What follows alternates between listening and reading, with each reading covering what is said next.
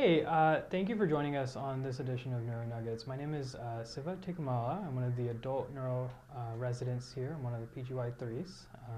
And with us today, I have Dr. Jerome Jeevarajan, one of our stroke faculty. And today we wanted to be discussing the MRI.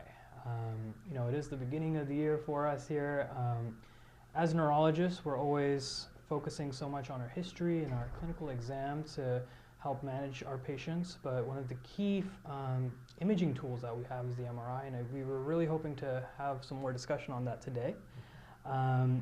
So to start things off, Dr. Jeevarajan, one of the things with MRI is, for a lot of junior residents, med students, there's a lot of different sequences within an MRI, and for many individuals that can be kind of confusing initially. How are these different sequences interpreted and how can they be utilized? Hoping you can teach us a little bit about that today. Sure, yeah, sounds good. So we have a short video today, so we don't have the ability to dive into all of how MRI works and sort of the details of the physics, but essentially MRI is this applied physics tool which has allowed us to take a look inside of the brain for our patients and really help us to diagnose and manage the care of our patients. Just all the sequences, we can't go through all of them today, but we can start with T1. So the T1 sequence, we can think of it as a structural sequence, which is just looking at the brain, how it would look maybe outside of the head as well. So gray matter is gray, white matter is white. And at the same time, it looks for things that are structural problems. So tumors, problems with the structure, as well, abscesses, hemorrhage, a lot of things that can affect the structure of the brain will be obvious on T1. And then when we're looking at T2, this is more opposite when you're thinking about gray matter and white matter and the way they look. But as well, you're looking at a whole variety of things that can affect your T2 sequences, including the flare sequence that we look at. So that can be things that are old or new, scar tissue from old injuries, old stroke, old hemorrhage, old traumatic injuries, as well as new injuries, whether it's from inflammation, demyelination, say for our MS patients, as well as things that are toxins or injuries to the body from low oxygen or high glucose, things like that that can show up on these sequences as well. I'll just mention one other sequence, which is the DWI sequence, diffusion weighted imaging, which is also useful for a lot of our patients, especially in the hospital, helping us to find acute stroke especially, but as well you can see changes on DWI for abscesses or some types of hemorrhages and tumors. Okay, thank you so much for that answer. You were mentioning some examples for each of those sequences. When we're in these clinical settings, whether it's inpatient, outpatient, could you give us a little bit of advice on when we should be looking to utilize this image modality in our practice? Yeah, definitely. So, as med students or as residents, you're seeing patients in the hospital as well as at the clinic with different types of problems that they present with. So in the hospital especially, usually it's an acute problem of neurological symptoms and signs that have come on, and that's why they came to the hospital.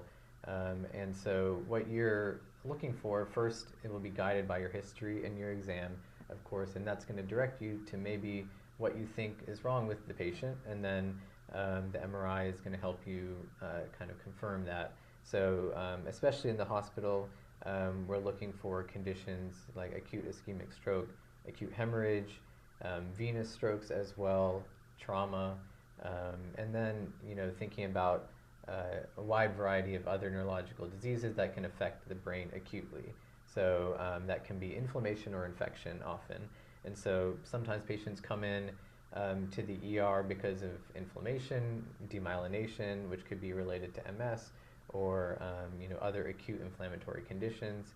We can also find infection as well that's bringing patients acutely to the hospital.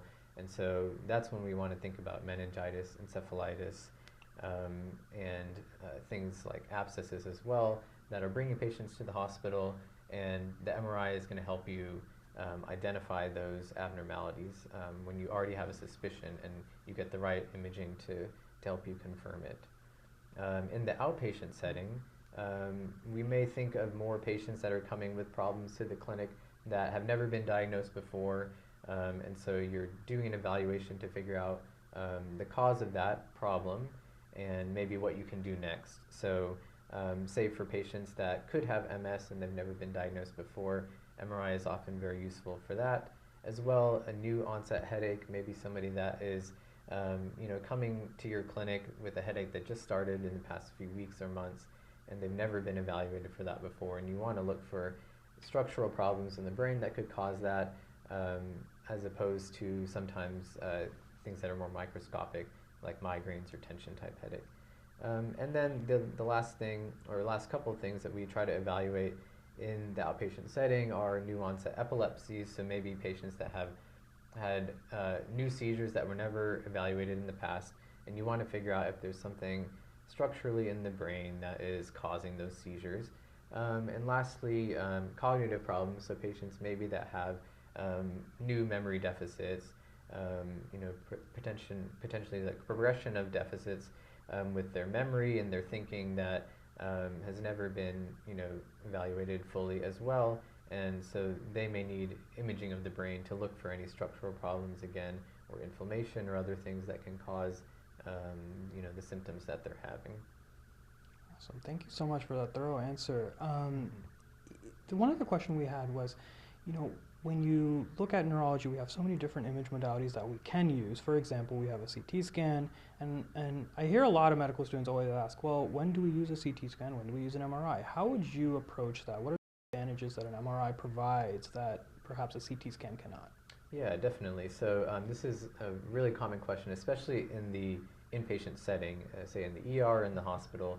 You're evaluating patients quickly, and you want to have answers quickly sometimes, so that can be with CT or MRI. So one of the advantages for MRI, the first thing is that it's a higher resolution scan. So the patient is there for a longer amount of time, and they get more detailed scans, as well as multiple types of sequences. So you're better able to characterize things in different sort of views and take a closer look at it. That's definitely one.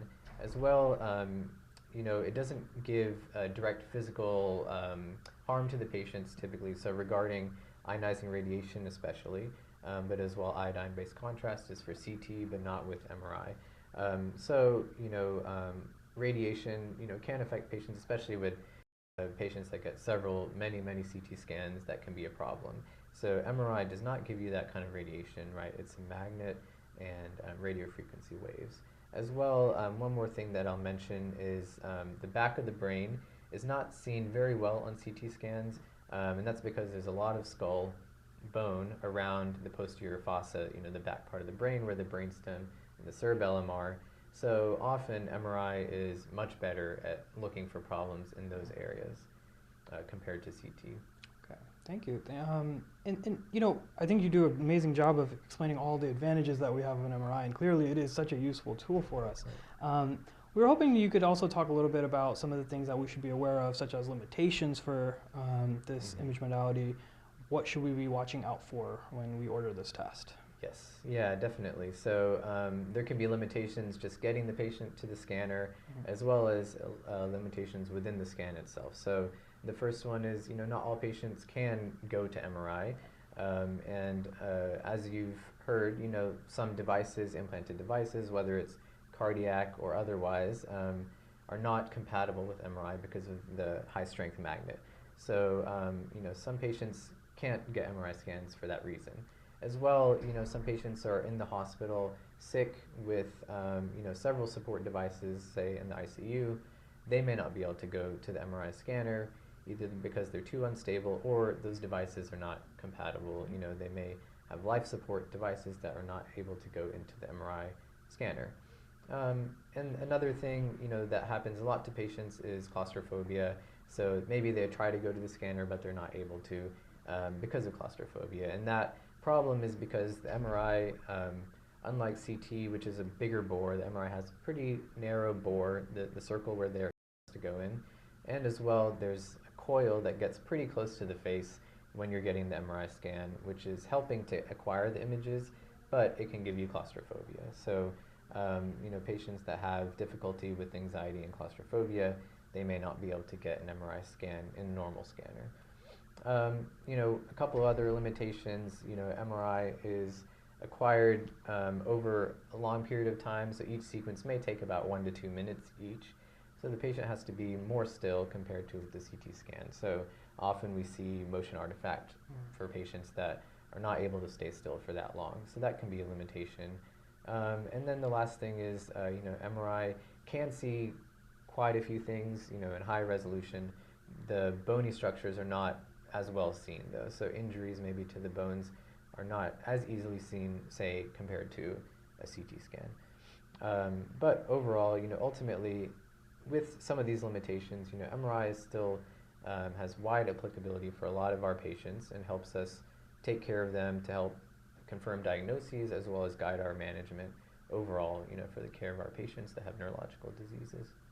Okay. Thank you so much, Dr. Jeevarajan. This was super helpful. We really appreciate your time coming here and working with us, talking to us about all of these different things that will help us in utilization of an MRI in our own practices.